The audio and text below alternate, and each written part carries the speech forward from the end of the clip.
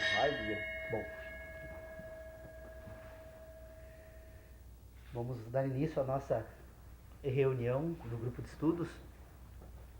Hoje eu faço uma proposta, né, já que o Fernando Sodré trouxe algumas informações sobre a questão da obra de David Hume, que pelo menos fazer uma breve e rápida intervenção para esclarecer algumas ideias que eu acho que acabaram surgindo aí, não novas ideias, mas até a fundamentação das nossas próprias ideias, né? Se me permitem, eu acredito que em 5 minutos eu consigo expor, mas o que eu percebi assim, ó, então pegando essa obra de David Hume, que foi um fato então que eu fiz a partir desses últimos 15 dias, eu fiquei impressionado por uma questão. Quando ele vai falar da filosofia, da ciência moral, que é a ciência da natureza humana, ele inicia relatando a existência de dois grandes grupos ou correntes, né, que se propunham a examinar esse tema na sua época. Uma, segundo ele, né, que era uma corrente de filosofia que dizia que o homem era orientado pela ação, o homem era orientado pela ação, ele estava permanentemente em ação, e nessa ação humana, então, ele busca realizar algo e deixar de realizar algo, ele escolhe e repele algo, ou seja, a ação humana é coordenada, então, por esse ambiente. E outro que dizia, né, que apontava, então, ao invés então, de um sistema filosófico voltado para a ação humana, voltado para a razão humana. Dizia que o homem era um ser racional e que era possível, então, fazer investigações acerca da natureza humana a partir de princípios, né, e desenvolver todo um sistema de ideias a respeito do homem, então, que tivesse organizado a partir desse ambiente de racionalidade. Ele diz, nessa introdução da exposição que ele faz lá sobre o entendimento humano, né, então que enquanto uma era difícil, né, a outra era fácil. Por quê? Porque a difícil era orientada pelas ideias de virtude e vício, né, então o homem precisava desenvolver os seus sentidos, sempre orientado por essas duas grandes ordenações, né? Enquanto que a outra, como era orientada por princípios, era puramente racional, né? Então ela buscava uma estrutura interna, ela buscava uma estrutura lógica de disposição, e portanto era muito mais fácil de se fazer filosofia, né, com este enfoque. E ele apontava, né, que por hora fazia sucesso do seu tempo, então, esse segundo, o racionalismo, né? Então é uma questão assim muito interessante.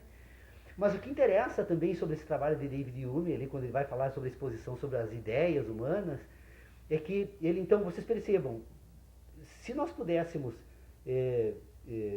retroceder a esse tempo, seria possível perceber, então, que já a filosofia identificava dois ambientes de organização da inteligência humana. Uma inteligência de sentidos e uma inteligência moral. Ou uma inteligência de ideias, né? Ou seja, enquanto era possível identificar um ambiente em que enquanto que num sistema de inteligência ele todo era orientado pelos sentidos, outro era todo orientado pela razão. E ele, quando vai investigar então sobre a questão das ideias, ele diz o seguinte, que o homem, a partir então dessas suas competências, que é a de pensar, né, ele teria ideias fracas e ideias fortes, né? O que ele diz com ideias fracas e fortes, né? Ele diz que o homem ele consegue pensar a respeito das coisas e que tem uma capacidade de imaginação ou de ter ideias.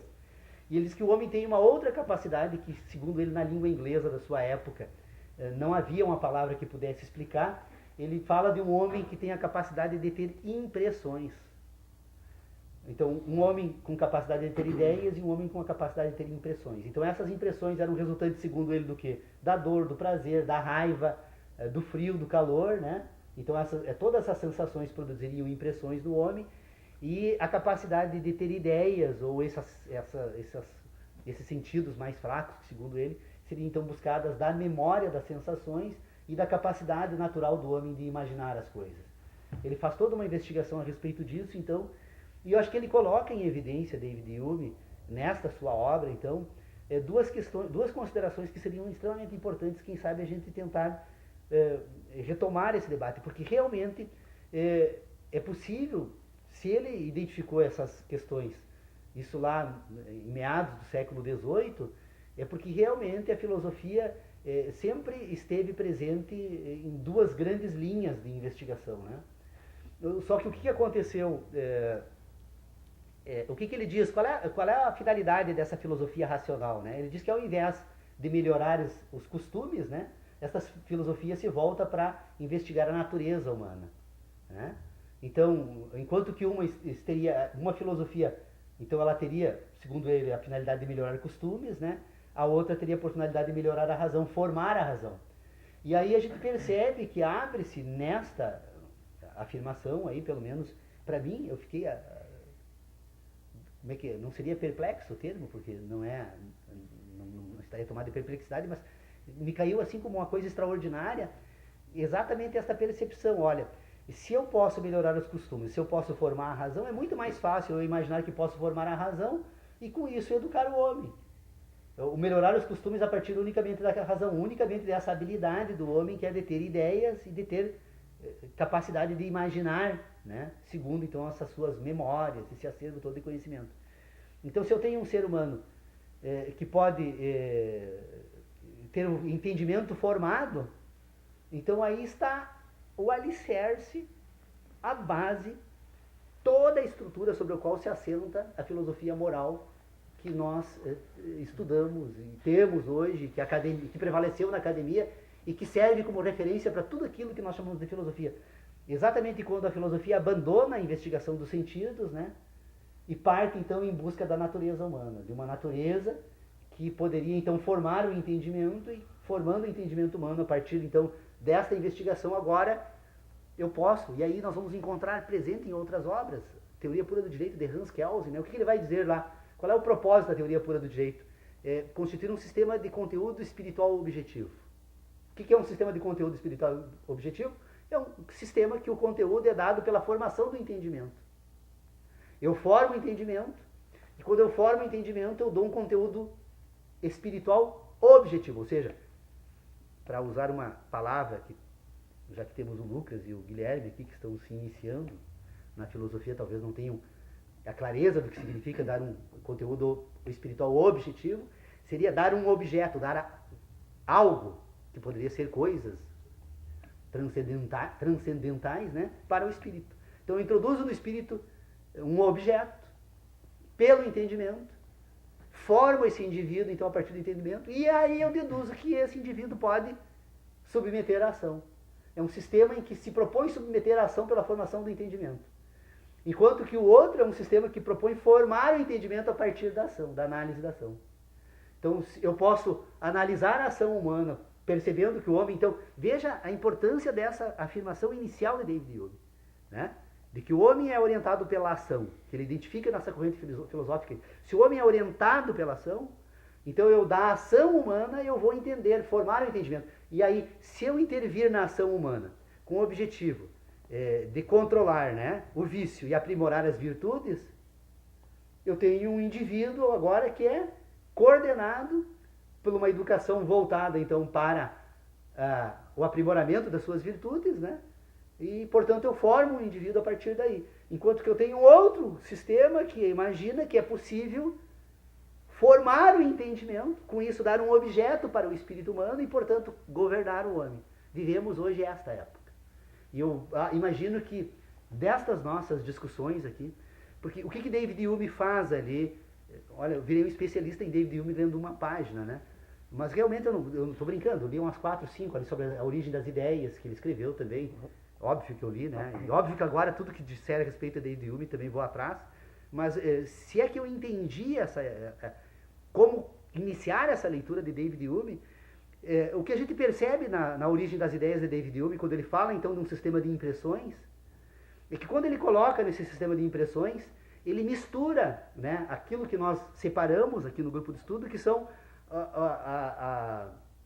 os sentidos endógenos com exógenos. Porque quando ele coloca raiva e prazer e dor junto com o frio, né, nós estamos pegando algo que é endógeno ao homem, que são aquelas duas grandes instruções então, da sobrevivência e da reprodução, que é o que coordena todo o sistema de inteligência sob o ponto de vista dos sentidos humanos, com aquilo que o homem recebe da natureza através de impressões externas, que são as sensações da natureza, dos objetos que cercam, do qual participa o homem, né?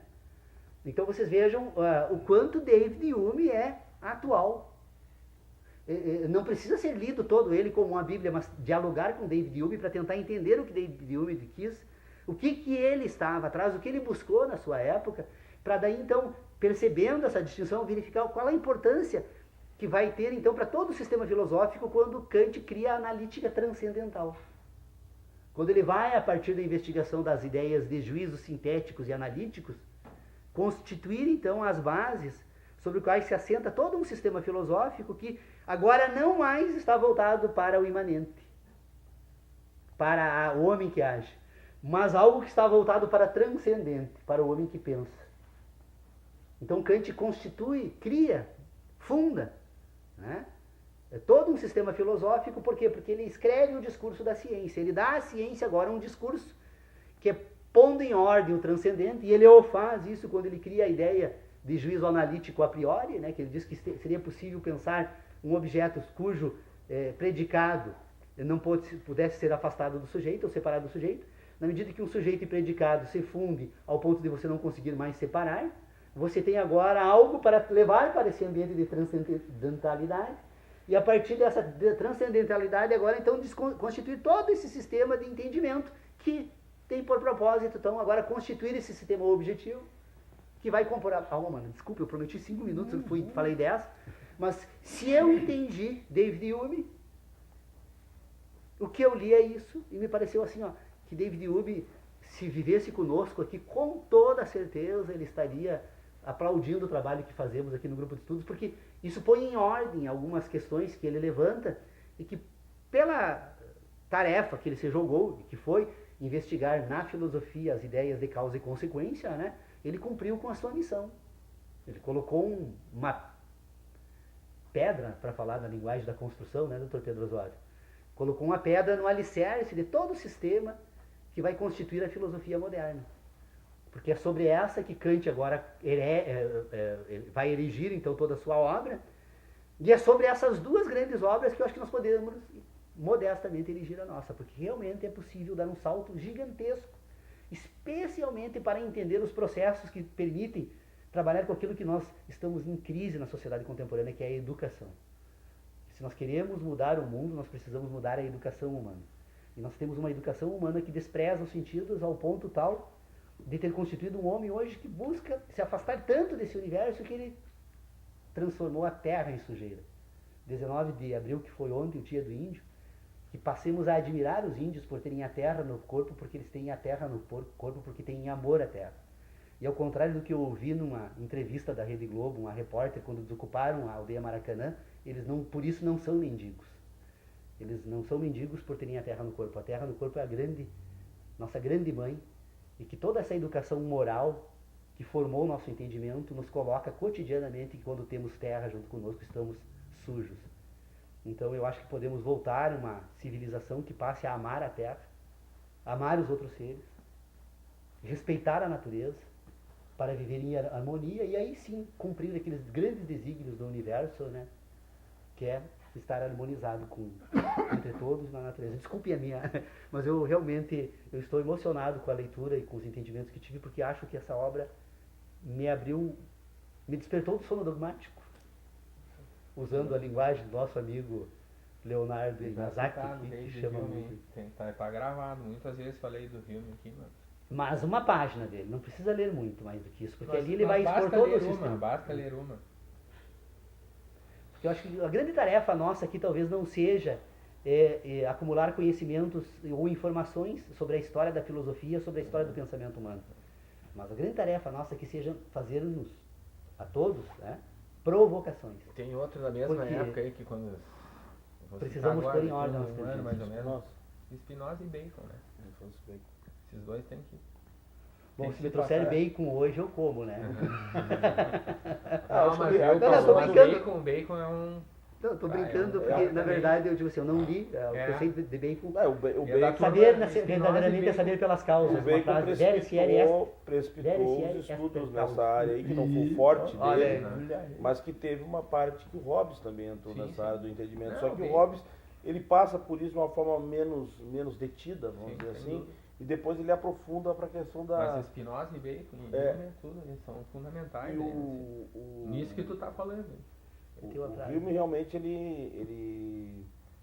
eu comecei a reler a obra, já tinha lido alguma coisa, mas depois que os debates nós começamos aqui, eu falei assim, não, mas acho que eu vou lá na obra, aquelas que nós estamos investigando aí, investigação acerca do entendimento humano, é uma coisa interessante, porque ele não usa conhecimento, e ele explica por que ele não usa, ele usa entendimento, que o entendimento subentende uma série de operações, né, além meramente do conhecer, até porque ele fala em imaginação, ele fala em É moderno, o cara é extremamente moderno, a leitura dele é... E uma leitura muito, muito boa, assim, né, ele é muito...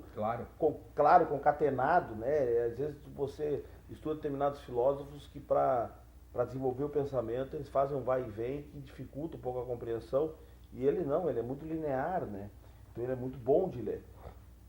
Realmente ele enfrenta umas questões, e quando eu li, eu imediatamente lembrei das discussões que nós tivemos aqui e liguei para o Paulo e falei, olha, pega o livro do Hume para dar uma lida, porque ali ele tem uma fundamentação importantíssima de todo esse debate aqui que a gente está fazendo.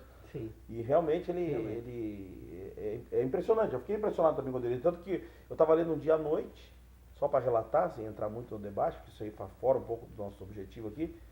E eu só não liguei meia-noite pro pessoal para avisar porque estava tarde. Sim. Tamanho entusiasmo que eu fiquei também quando eu li. Eu também fiquei. Mas realmente o Hume ele tem uma capacidade de disposição, né, Leonardo? E uma capacidade de trazer clareza. Não, e ele traz aquelas dúvidas, porque muita gente discute que Hume é cético. Uhum. Na verdade, eu não sei se ele é cético. Não, ele é do clube dos céticos. Ele se aproxima dos céticos, eu acho, né? Ele dá uma introduzida no cético, volta tal. Ele não é totalmente cético, vamos dizer assim. Ele não é presidente do clube, mas é um frequentador. É um frequentador. Mas as dúvidas céticas dele são dúvidas muito interessantes e muito importantes, né? Porque à medida que ele trabalha com as... O nada garante dele, né? Pegar a obra dele e reduzir o nada garante é um absurdo, mas né? Que nada mais é garantia para a filosofia ali, né? Isso é uma forma de ceticismo, né? Mas é um ceticismo que na verdade fez avançar o debate, né? Sim, Porque a partir da hora que ele tira as certezas, e ele trabalha muito com a relação de causa e efeito, depois a gente vai ver lá a questão da causa e efeito, que nós não podemos inferir os efeitos a partir das causas, e aí que está nunca ele diz que podemos inferir os efeitos a partir das causas, e aí que está um grande ceticismo dele, num ponto de vista assim de que isso é uma construção meramente do intelecto e não a verdade estabelecida, né? É um sistema de relações, né? Ele mexe com Kant, né? É isso que mexe com Kant. Isso que mexe com Kant, né? Que vai transformar o sono dogmático. Tirar o Kant lá daquela que não sei letargia total dele lá, né? Dormir expressivo, que até lá a crítica a Kant não representava nada para a filosofia, né? Pois mas eu penso assim, ó, que talvez a grande contribuição porque vocês percebam o seguinte, se nós temos um sistema de inteligência, então, que nós podemos separar, como a filosofia já fez historicamente, eu quando tento separar aqui, eu sempre recebo a objeção de que isso talvez não fosse possível, né? Então vamos reconhecer o seguinte, se nós reconhecemos a existência de duas grandes escolas filosóficas, em que uma escola, então, tem como esse pressuposto de que o homem, né, é orientado pela ação, e um outro pressuposto filosófico que diz que o homem é orientado pela razão, nós temos então agora o dever de investigar acerca desses dois temas para tentar entender o que compõe então esse sistema que vai então orientar a ação humana. E o que compõe esse sistema então que vai orientar a razão humana. Bom, se eu consigo entender que o homem é orientado pela ação, e aí o pressuposto ali das razões pelas quais isso ocorre, obviamente que eu não sei se Hume vai investigar, mas acho que nem a ele, nem a nós, nem a ninguém importa fazer essa investigação, mas nós vamos perceber então que a ação humana, se ela é orientada pelos sentidos, se ela é orientada então por essas ideias que nós poderíamos racionalizar então como virtude, né, e vício, nós vamos perceber então que há um sistema de relacionamento em funcionamento aí. E esse sistema de relacionamento serve, então, à explicação dada pelo sistema hepta-animal de inteligência, ou seja, as relações são orgânicas. Há uma estrutura orgânica que age. E essa estrutura orgânica age, poderíamos usar as ideias de causa e consequência, então, aqui, porque reage, né? Reage ao quê? Reage às suas relações naturais com o universo ao qual participa. Esse universo todo é desconhecido, conhece-se parte desse universo, mas percebe-se que nesse universo, na qual esse ser que age participa, produz impressões nesse ser que age. Essas impressões, então, têm origem em que sistema? Num sistema interno, que é o que percebe as impressões, e um sistema voltado agora para o exterior, aliás, é um sistema interno que põe em ordem dentro desse sistema interno essas sensações, e um sistema externo que se comunica então com esse universo exterior para agora receber essas impressões. Então recebe as impressões e ordena essas impressões. Bom, de que forma se recebe? Então nós temos os 5 sentidos, sobre o meio pelo qual essas impressões são produzidas. Esse sistema que recebe essas 5 impressões, então agora ele vai entrar em operação coordenado por 2 instruções. Sobrevivência, reprodução. Reprodução no sentido de estar permanentemente se autoproduzindo, né? Reproduzindo. O homem que nasce e o homem que morre são 2 seres completamente diferentes. Mas fazem parte de um processo que desenvolve o bebê ao ancião, né? Ao indivíduo que cessa a reprodução. Entre o bebê e o ancião tem uma cadeia de reproduções que transforma esse indivíduo. Transforma e forma. Porque na medida em que ele se transforma e forma, esta cadeia de acontecimentos exógenos que são produzidos pelas impressões são incorporados nesse processo todo. Esse processo que tem então uma capacidade agora de se reproduzir, se transformar, e ao mesmo tempo que ele faz isso, ele acumula impressões. Esse acúmulo de impressões, então, agora são relacionáveis. De que forma? Agora, num outro ambiente. O ambiente daquele ser que pensa. Que adquire com esse processo de desenvolvimento entre o bebê e o homem que morre, nesse processo todo ele desenvolve uma outra aptidão, uma outra capacidade agora que é produzida num ambiente que nós denominamos, então, que é a racional, que é onde se produz ideias. Essas ideias são produzidas de que forma? Elas utilizam, então, agora, deste ser que se transforma, se reproduz, se transforma, e que ao se reproduzir e se transformar endogenamente, para atender, então, esses 2 preceitos, que é a reprodução, nesse processo de impressões, ele se transforma, inclusive, em função do meio. Percebam que Charles Darwin, quando vai para Galápagos, lá, e que vai fazer as grandes descobertas da biologia, ele percebe que estas impressões, embora não diga isso, eu estou colocando agora, então, Charles Darwin no sistema de ideias, aqui só para examinar o sistema dele. Esse ser que se reproduz, recebe impressões e se transforma, ele se transforma no ancião, mas também se transforma perante o meio para poder sobreviver nesse meio. Porque é a outra instrução que está endogenamente contida naquilo que nós chamamos de vida. Então esse sujeito que se transforma na medida que se reproduz, ele desenvolve nesse processo uma capacidade agora de pôr em ordem esse sistema de transformações. Porque o homem que recebe impressão não é mais o mesmo homem. Né? Para pegar um exemplo traumático, né? O indivíduo que estava assistindo a corrida de Boston, ao lado do local onde ocorreu a impressão, naquele momento, aquela impressão foi de uma natureza tal e tão forte que transformou esse indivíduo, ele nunca mais voltará a ser o mesmo. E isso ocorre não apenas na explosão, como é esse caso que nós podemos citar como extremo, mas pode ocorrer nos mais insignificantes, segundo a nossa racionalidade, acontecimentos da sua natureza. Porque é uma transformação objetiva, permanente. O indivíduo nunca, eu não sou mais o indivíduo que entrou nesta sala aqui, e já não sou mais agora o que está falando e que falou há pouco o que disse. Porque há uma transformação permanente em todos nós. E essa transformação ocorre onde? Numa estrutura orgânica chamada, então, sistema nervoso central, que se comunica com esse meio através do que? De impulsos elétricos. Esses impulsos elétricos, que são percebidos por todo esse sistema de inteligência natural, né, hepta-animal. Ele agora ordena esses impulsos elétricos e ele constitui cadeias de proteínas dentro de uma região que vai coordenar o quê? A ação humana. O homem orientado pela ação, então, ele constitui a inteligência que vai ordenar esta ação. Deixa eu reintroduzir um debate. Ninguém se atira num precipício, ninguém come veneno 2 vezes na vida, e talvez nem numa espécie inteira. Deixa eu reintroduzir um debate aí que eu acho que a gente... Heraclitiano, Fá. Hã? Heraclitiano, Não, finalização ali do pau. Eu queria reintroduzir um debate aí que eu acho que é interessante Vamos nos a gente provocar discutir.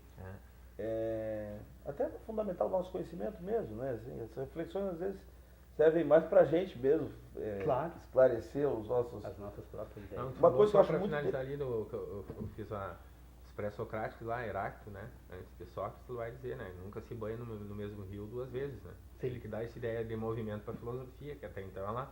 Mas não por força do rio, por força de tudo. Não, do não, próprio sim, não, homem. mas Nunca é o mesmo homem, mas não né? é, Nunca é o não. mesmo rio, nunca Mas mesmo... isso o que ele usou é de uma linguagem figurativa. Tu nunca vai tomar banho no mesmo rio 2 vezes, né? Quer dizer, as coisas estão em pleno movimento o tempo inteiro. Tu jamais vai ser o mesmo homem, né? Tu entrou aqui, tu já está se modificando a partir do momento que o tempo vai... né? Mas é legal, porque o velho Heráclito foi esse que criou essa ideia de movimento para a filosofia, né? A partir dele, então, se começou a se pensar que as coisas se movimentam, tem... né? Vão para além do... E Einstein torna esse movimento relativo, né? Do ponto de vista, inclusive, da própria física, quando ele vai introduzir a ideia de tempo, né? Ou de velocidade da luz como categoria da física. Que, na verdade, Isso não é é nada mais perfeito. nada menos que Não, uma não, variável não. do movimento. Beleza, acho que é boa intervenção e eu quero só botar uma lenhazinha na fogueira num assunto que eu acho que é muito importante, assim, dentro da filosofia, pelo menos, e que acho que a gente podia discutir mais, até para fundamentar melhor o nosso entendimento sobre o assunto, que é a questão da relação do sujeito cognoscente e o objeto cognoscível. Tá? A partir dos diversos sistemas que nós temos, né? Porque toda essa discussão nossa aqui é uma discussão empirística. Não concorda comigo? Sem dúvida. Uma discussão empirística. Que todo e qualquer, e eu concordo com ela, nessa passagem, que não existe possibilidade de conhecimento sem você se apropriar dos dados da experiência. Mas existe uma corrente na filosofia que entendia que os objetos se constituem a partir de uma percepção interna nossa que se projeta para os objetos. Do sujeito. O racionalismo. É formar um entendimento sobre o objeto. E não o objeto. Não, mas o detalhe é o seguinte, formar o sentido. formar, não é no sentido de formar... Mas eu tenho uma pasta lá no meu computador que é sujeito e objeto, né? Daí eu vou pegar sujeito e objeto aí eu já desisti. Porque é muito interessante isso, porque o empirismo é muito tranquilo para nós, porque a gente tem, que me parece que é o mais óbvio, o mais racional, do ponto de vista assim, né, de compreensão mesmo, e até da própria realidade, que na verdade nós recebemos impressões das coisas, e essas impressões são processadas. Mas o início do entendimento do sujeito e objeto, lá no racionalismo, existia um processo inverso, em que se entendia que a nossa capacidade que constituía os objetos a partir do sujeito, e não a partir da impressão que o objeto quem dá sentido para o objeto seria o sujeito, e não o contrário, que seria as coisas que dariam impressão para nós, e ali a gente processaria a realidade é a que está no espelho, não é a que está no mundo. Isso que eu te disse, é essa leitura de sujeito e objeto, de pegar vários, aí é uma loucura. Pois é, mas aí nós teríamos que explicitar aqui, eu acho que para botar esse debate. Que é empirístico. As claras, é necessário explicar o que é o objeto formal da filosofia e o que é o objeto material da filosofia, porque sem isso, essa discussão ela fica muito mais assim, como produto de uma opinião, né? Na verdade, acho que o que nós temos que buscar aqui agora não é isso. Não é isso que eu quis dizer, Paulo. Assim, não, eu sei, eu entendi existe todo um desenvolvimento de uma teoria do conhecimento e que, diga-se de passagem, não me parece assim, mas o grande debate que Kant procura fazer, na verdade, é buscar um meio termo, mas ele busca transcender essas duas, um meio de formar o objeto a partir das duas coisas que ele considera, que existe uma impressão vinda da experiência, que essa é inevitável, que vem da experiência mesmo, mas existe umas coisas que ele nota que o objeto tem um caráter racional, daí ele constrói a ideia do transcendentalismo. E eu acho que, não sei se hoje ou outro dia, a gente devia parar um pouco para analisar isso como porquê dessas compreensões, dessa relação sujeito-objeto, objeto cognoscível, sujeito cognoscente, e qual é a posição exata para a gente, assim, eu acho que fundamentar bem o nosso entendimento e poder dialogar com essas teorias. Tanto que as ideias lá do Descartes, por exemplo, o Descartes fala que as coisas são a partir das ideias inatas do homem, há quem entenda, não estou dizendo nem que seja isso correto, mas há quem entenda, ou da tábua rasa do Locke, o Locke já vai para o outro lado. Aristóteles também. Tábua rasa, Aristóteles. O Locke já vai para o outro lado, que o homem não tem impressão nenhuma, nada. E que tudo é uma tábua rasa e que ele recebe essas impressões da experiência. O Descartes há quem entenda que as ideias são inatas do sujeito. E que essas ideias inatas, a capacidade de inatismo, claras e distintas, e que isso teria condições de propiciar o conhecimento das coisas a partir dessa percepção interna. Quer dizer, são duas coisas próximas, mas movimentos diferentes, me parece, né? Sim. Não sei se o doutor Pedro Osório pode nos... Rente a Protágoras de Abdera, né? Protágoras. Né? Da tábula rasa, né? E parece que isso existe, né? Ocorre com nós todos durante a vida, vamos sendo trabalhados, né? Até chegar os famosos 3 níveis, né? Do conhecimento que se possa transmitir ou tentar. O primeiro é propriamente o sintático, né? Palavras com palavras. Relações entre signos. Né? Mas nesse nível já ocorre uma quantidade de empecilhos, né? E estorvos nesse caminho, né? Para formar o sentido, né? A ponto de dizer que as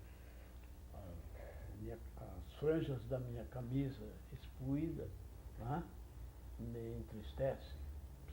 Uma figura quase poética, né? Mas não deixa de ser uma comunicação, né? Então, é preciso que tenha uma construção inteligível e que racionalizada para o ambiente das comunicações. Agora, quando já se aprofunda um pouco mais isto, vamos encontrar situações altamente complexas, né? Que se estruturam num lugar inquietante, no meu entender. Né? Mas que lugarzinho é esse, pessoal? Este aqui que os filósofos passam sobre isto aqui e deixam de lado porque é incomodativo, provocante. E que nós gaúchos temos o laboratório à disposição, como qualquer lugar do mundo teria os seus habitantes, mas que no dia 20 de setembro de 1835, né? O habitante de Porto Alegre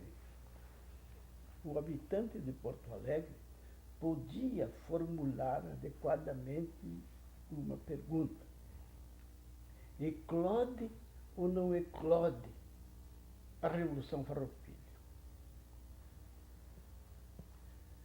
Então, no momento M,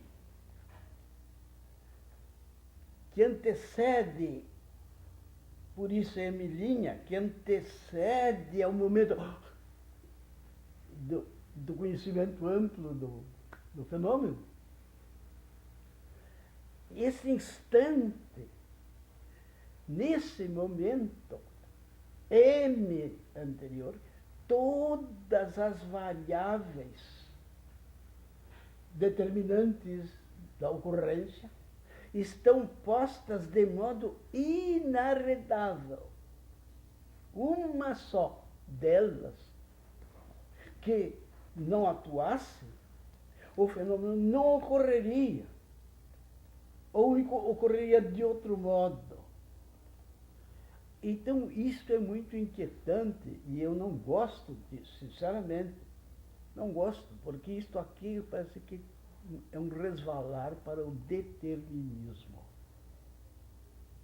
Que esses instantes, onde se consolidam, e para aquém das nossas percepções, porque ficamos na dependência quase cega.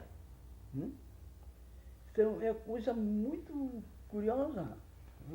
Que desde tempo de criança eu venho alguns sistemas uma filosóficos. homenagem ao colega. Alguns sistemas filosóficos, Lucas, alguns sistemas filosóficos que têm o determinismo como uma situação imposta, né? Pois é. O hinduísmo, o budismo, que são sistemas filosóficos religiosos, eles têm dentro deles um determinismo absoluto, né? Não há espaço para esse livre-arbítrio, essa autodeterminação, até que a aula, no último encontro, o nosso amigo ali provocou um dia abordar essa questão, né? Mas isso está mais para o debate, menos da teoria do conhecimento e mais para outros ramos filosóficos, né? Mas, de qualquer forma, qualquer que seja o livre-arbítrio ou o determinismo, parte pela percepção dos fenômenos de caráter individual para que a gente decidir qual é a forma que a gente vai. O homem que age, que nem o Paulo costuma separar sempre. Sófocles aí, né? Sófocles. É que nós temos que separar o homem que sente, o homem que pensa e o homem que age. E tem 3 dimensões dessa análise de inteligência, né? O homem que age é o resultado final do homem que sente e o homem que pensa. Na verdade, nós poderíamos separar o homem que sente do homem que pensa. Isso é perfeitamente possível fazer, sob o ponto de vista de como nós vamos encarar esses processos para tentar entender esses processos. Então eu posso separar os dois. Agora, o homem que age é resultado dos dois. Então, se ele é resultado dos dois, ele é resultado de um sistema de ideias e um sistema de sentidos. As relações entre esse sistema de ideias e sentidos é que talvez sejam necessários serem explicitados de forma mais clara. Eu tenho certeza que esse assunto ainda não foi entendido da mesma forma por todos nós aqui. E não é a menos, porque é a base de todo o sistema de qualquer... Com certeza. Do que sente, do que age, do que pensa. Por um cético, isso aí não faz sentido nenhum. Por um cético, o homem que sente, ele tem que agir. Ele tem que pensar, senão ele não sente e não age. O não agir também é uma forma de agir. Então, para o cético é difícil. Mas o problema dos rótulos aí, Leonardo, é que assim, na verdade, o indivíduo, o cético em si, ele usa de uma saída, né, para construir todo o seu sistema filosófico que é absolutamente aceitável. Eu acho que o ceticismo pior do que o ceticismo é o fanático, né, aquele que coloca ideias na cabeça e não aceita mais. O fundamentalismo. Então nós teríamos 2 extremos, né? Mas o que eu penso assim, para nós não está em causa o ceticismo ou o cientificismo, né? Poderíamos dividir dessa forma, então, essas ideias. Acho que o que está em causa é tentar colocar em ordem a seguinte questão. O que compõe a inteligência? Ou, vamos usar então outra expressão, o que eu posso dizer? Qual é a estrutura formal da inteligência? Como a inteligência é formada? Né? Ou, quando tratamos de inteligência, do que estamos tratando, né? Então, eu penso assim, e me parece que isso é um consenso. Nunca ninguém disse o contrário, até porque é pressuposto, inclusive, da própria crítica da razão, do discurso sobre o método. Todo ser humano é dotado de uma inteligência própria. Essa inteligência é resultado da sua história, das suas experiências, do seu meio. Então, todo homem tem uma inteligência que é resultado do seu meio. Essa é uma inteligência que é constituída por meio do quê? Das sensações. Só uma coisa que eu gostaria de fazer uma ressalva aí, Paulo.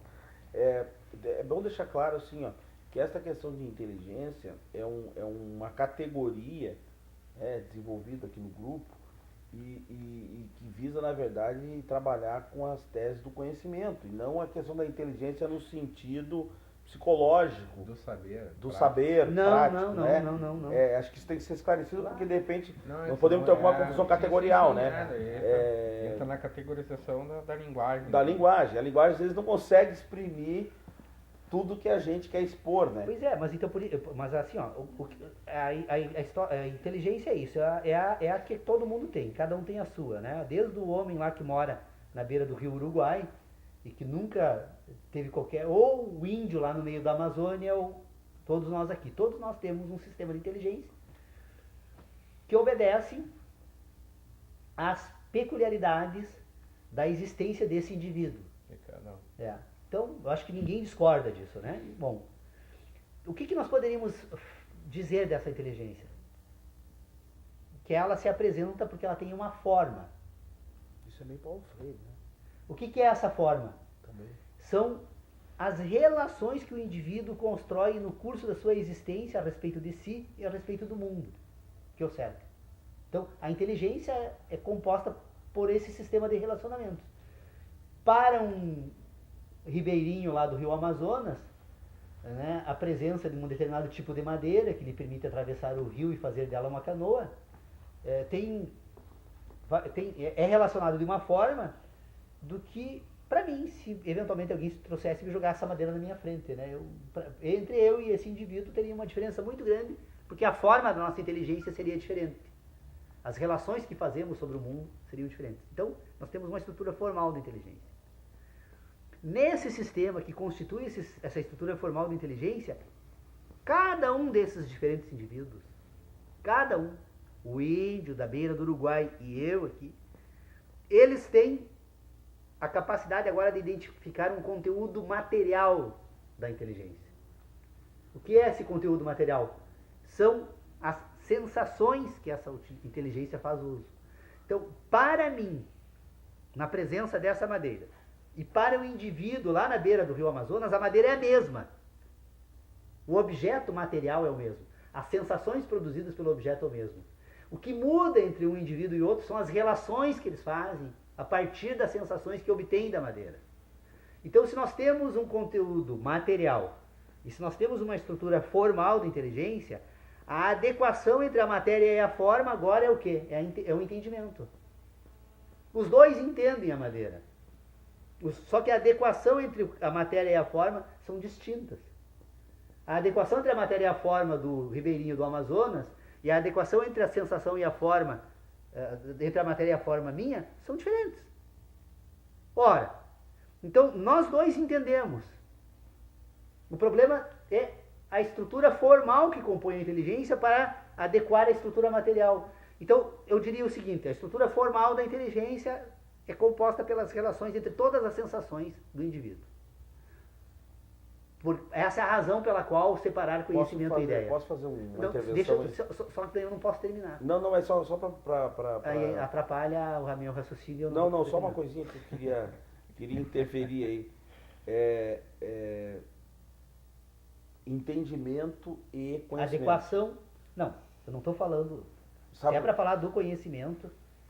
Aí o conhecimento é o conjunto das sensações do indivíduo. Todo conhecimento humano tem origem nas sensações. Tá. Sabe por que eu estou dizendo isso? Porque quando você passa da categoria da madeira, por exemplo, que é um exemplo bem interessante, da categoria da madeira para a utilidade da madeira, para ti e para o índio, você está introduzindo algum conceito além do mero conhecimento. A estrutura formal de inteligência. Que é a relação. E essa relação introduz algum elemento experiencial. Que muda o objeto. Tanto que ele vai para o rio num lugar e vai para o fogo no outro. Não, sim, mas... Muda o objeto. O objeto em si agora já não é mais o mesmo. Num é um meio de transporte e no outro é um meio de produção de calor. E por quê? Porque eu tenho uma estrutura formal de inteligência que dá ao objeto um outro fim na ação humana.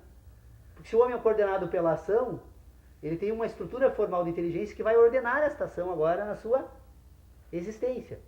Então, se o meu sistema de inteligência ordena a minha ação, ela vai ordenar a minha ação a partir do quê? A partir de uma estrutura formal de inteligência, que é a base sobre a qual está assentada aquela objeto material que está ali, que é o objeto. A matéria da minha sensação, que é uma madeira, quando ela é colocada agora nas relações com a estrutura formal, ou seja, quando eu vou entender esta madeira, eu entendo esta madeira como um objeto do fogo para quem não mora no Amazonas, e eu entendo essa madeira como um objeto da travessia do rio para quem precisa dela lá na beira do Amazonas. Então vocês vejam que a adequação entre a matéria e a forma é que permite entender. Aqui eu entendo de uma forma, lá eu entendo de outra, porque a adequação é distinta. A estrutura formal é universal. A questão importante é o seguinte, como é que tu faz esse processo? Esse que tem que É natural. Tá, mas natural de alguma forma. É porque eu produzi Entendeu? um sistema de inteligência formal que vem dos meus sentidos. E deixa eu colocar então... E eu produzi um sistema de relacionamento que vem da minha razão.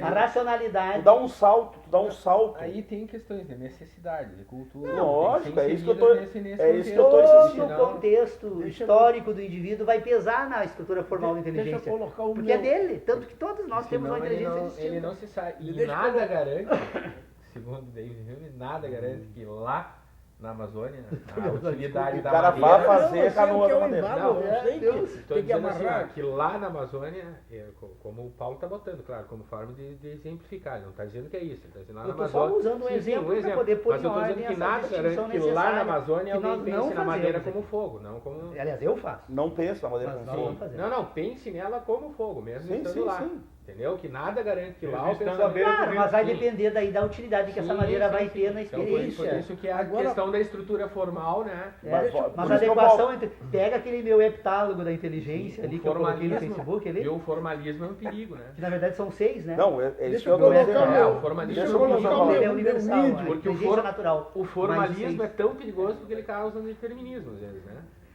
Eu acho que é vocês heptálogo vão composto de gostar 6, do né? índio, que eu Entendeu? espero. Nós temos Só uma uma universal. oportunidade. Não pode ser mais que a Amazônia. O índio, Por isso que o homem o índio é importante. primitivo, lá na Amazônia, Nada que a garante. Amazônia é antirretiquíssima, né?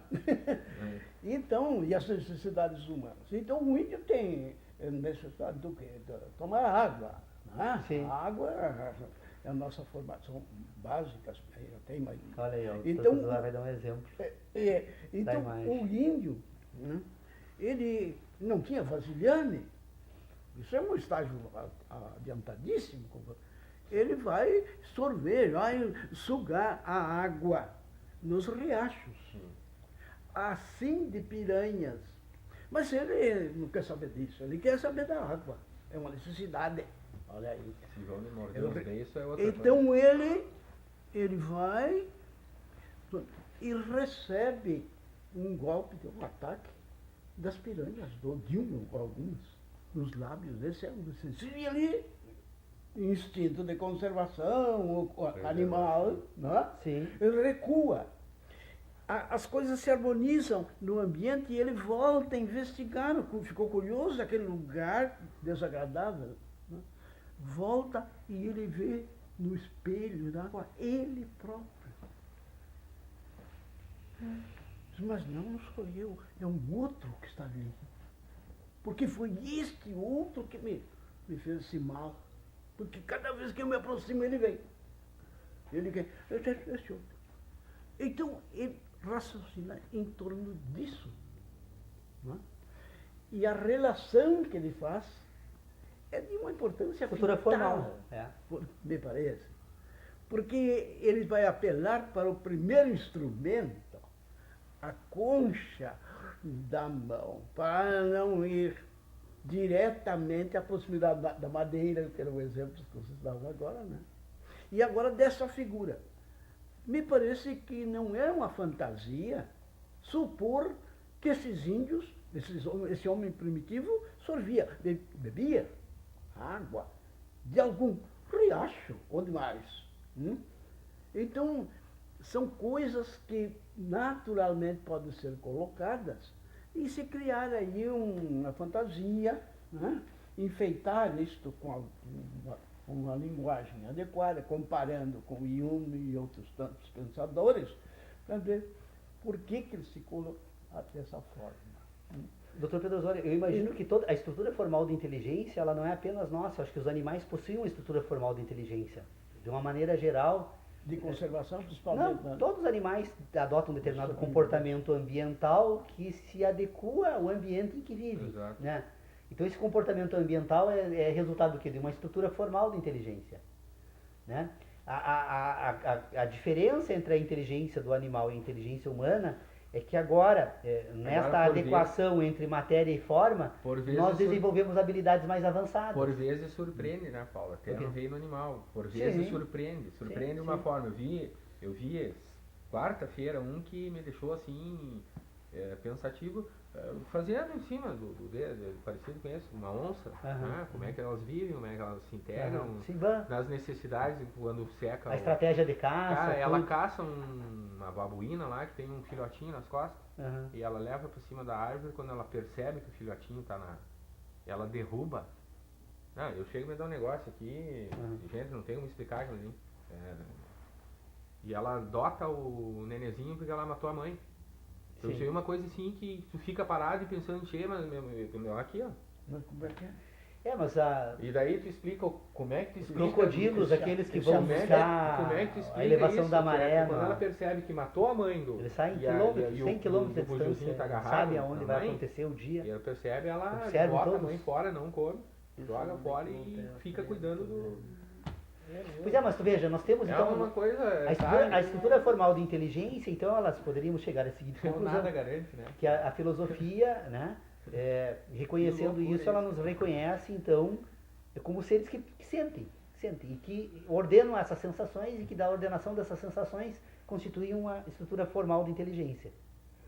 Então é por isso que nós temos sempre todo o sistema de conhecimento ele é binário, não existe sim, não, né? Então vocês percebem, tem uma estrutura formal e uma material. Por quê? Porque uma que ordena e uma outra que tem conteúdo.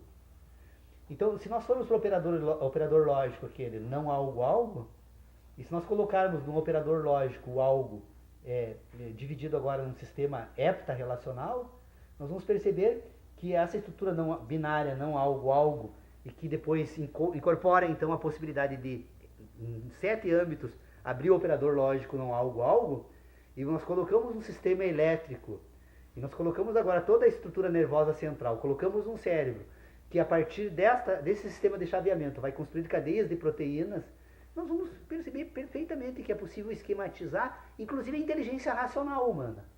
Porque o que é pensar? Pensar é relacionar. Eu penso porque relaciono. A árvore tem um tipo de relacionamento nos dois locais, porque a estrutura formal é distinta. A base que permite relacionar foi construída de forma diversa. E nessa diversidade, então, as relações são diversas.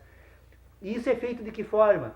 Na estrutura nervosa que coordena a ação humana, agora, então, ela vai desenvolver. Na estrutura total, ela constrói uma cadeia de impressões que nós talvez nunca vamos conseguir explicar totalmente como funciona. Mas ela permite agora que dentro dessa estrutura de racionalidade sejam construídas outras cadeias que são o quê? Relações em diferentes regiões do cérebro. Essa estrutura ela vai montar o quê? Então, se eu tenho uma área do meu cérebro responsável pela audição, outra pela visão, outra pelo tato, outra pelo gosto, outra pelo olfato, depois eu tenho uma área de integração dessas diferentes regiões que vincula depois todas essas sensações com a dor e com o prazer, e constrói cadeias de proteínas ligando umas regiões às outras, nós vamos constituir um ser humano que sente. O que é sentir? É ter prazer e ter dor. É uma relação binária. E essa relação binária se relaciona onde? Dentro agora de um sistema de cadeias que permitem receber impulsos elétricos que vai nos dar informações sobre distância, né? Sobre objetos, e sobre intensidade, essas questões todas. Tanto que a necessidade de separar a visão é exatamente porque enquanto que as outras 4 fornecem instruções orgânicas, essa é lógica. Ela usa da mesma cadeia que as sensações utilizam com impulsos elétricos, que são produzidos agora então através de um sistema nervoso central, ela utiliza de uma cadeia de decodificação e transforma novamente em impulsos elétricos através da retina. Mas em síntese, tudo aquilo que chega ao cérebro chega através de impulsos elétricos que ordenam cadeia de proteínas entre diferentes regiões e que incluem nestas regiões não apenas as diferentes sensações, mas agora as sensações que são instruções da vida. Né? Esse é o ponto de partida, então, para o nosso avanço. Todo o fundamento da filosofia racional está aí. Não é algo criado pela mente humana. Nós não criamos sensações. O indivíduo jamais vai conseguir construir uma sensação. Como diz David Hume, no exemplo que ele utiliza, eu posso imaginar uma montanha de ouro. Porque eu reúno a informação que eu tenho, a ideia de montanha, com a ideia de ouro. Mas eu não tenho a sensação da montanha de ouro. Porque ela só vai ser produzida pelo meu espírito, segundo ele, pelas impressões, que são aquelas que ele chama de mais fortes. Entre a capacidade de ter ideias e a capacidade de receber impressões, nós temos então um homem, as impressões são focadas nos sentidos. Por isso que todo conhecimento tem origem nas sensações.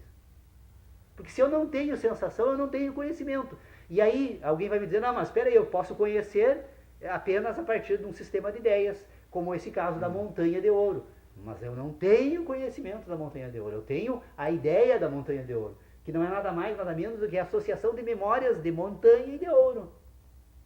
Que eu posso aditar, então, e construir agora um guia.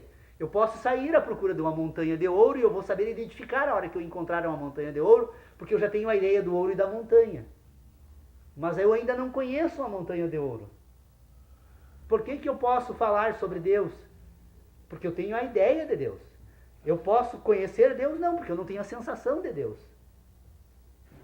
Eu tenho perfeitamente possível, né, aditando todas aquelas virtudes e qualidades que a minha capacidade de inteligência permite introduzir, então, a um sistema moral organizado por Deus, mas no meu sistema de conhecimento, é ainda um sistema de ideias.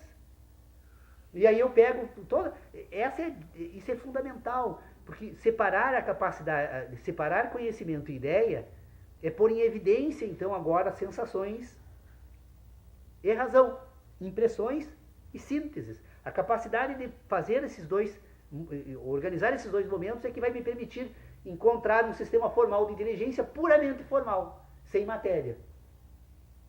Eu constituo um sistema de inteligência puramente formal, sem matéria, onde? Na matemática. Eu tenho a capacidade de construir um sistema de relacionamento que se relaciona apenas entre si. Um sistema de ideias que se relaciona apenas com ideias. E que deduz agora desse sistema novas ideias. Ela me permite constituir agora um sistema que ela vai permitir a dedução de novas ideias, que inclusive eu nem tinha essas ideias. Por quê? Porque a partir do momento que eu produzo esse sistema de relacionamentos, eu posso identificar diferentes estágios de diferentes relações que tem como ponto de partida a noção de totalidade. A totalidade é o quê? É a possibilidade de ter ideia. Sem a possibilidade de ter ideia, não há possibilidade de totalidade. E como é que a gente entende, como é que a gente explica uma coisa interessante que eu estava pensando agora, mas a matemática, ela tem reflexo no mundo, né? É uma ferramenta da ação. Não, sim, lógico, mas a questão toda é o seguinte, ela é constituída só no plano das ideias, eu concordo, é uma questão relacional, mas é uma relacional que tem imanência. Tem imanência. Sim, ela guia. Né? Sim. Ela é a guia de todas as ações. Só no âmbito das ideias. Eu vou conseguir um artigo. Tanto que a ideia de infinito ela só é matematicamente demonstrável. Na natureza, falou infinito, se foi toda Não, se a gente pegar exemplos ideia. transcendentais, assim, de coisas que nós não temos possibilidade de conhecer e nunca vamos ter, tranquilo, mas se a gente pegar exemplo de coisas concretas, por exemplo, a construção de um armário, a construção de uma parede, o espaço, medida de um espaço, ou de uma figura geométrica, etc, eles estão dentro da experiência Ela concreta. organiza quantidades, né? A função da matemática é organizar quantidades, inclusive de coisas. Mas se tu retirar as coisas, tu não retira a matemática. Agora, se tu retirar a matemática, tu retira a possibilidade de organizar coisas. Mas continuam as coisas. Sim, as coisas continuam, porque elas estão em ambientes diferentes. A matemática é apenas uma ideia que se relaciona consigo mesma. Por que o operador lógico não algo, ele é um operador lógico? Por quê? Porque a possibilidade de não algo é infinita. Todos nós admitimos, não algo infinito. Algo, agora não é mais infinito, agora tem algo que se sucede. Sucede o que é? Algo que usa um sistema heptanimal relacional que abre novamente 7 operadores lógicos, não algo. No momento, alguma desses operadores fecham, os outros prosseguem. Então o que é a fenomenologia? Não é nada mais nada menos que a sucessividade de algo. Mas esse algo nunca é unitário, ele está sempre como uma raiz, assim, se abrindo em novas 7 operadores lógicos. O dia que descobrirmos um novo sentido humano, vamos introduzir então 8, 9, 10, e é provável que existam manifestações fenomênicas da maior grandeza presentes em todo o universo e que só não consigamos ainda ter colocado em ordem porque não temos sensações.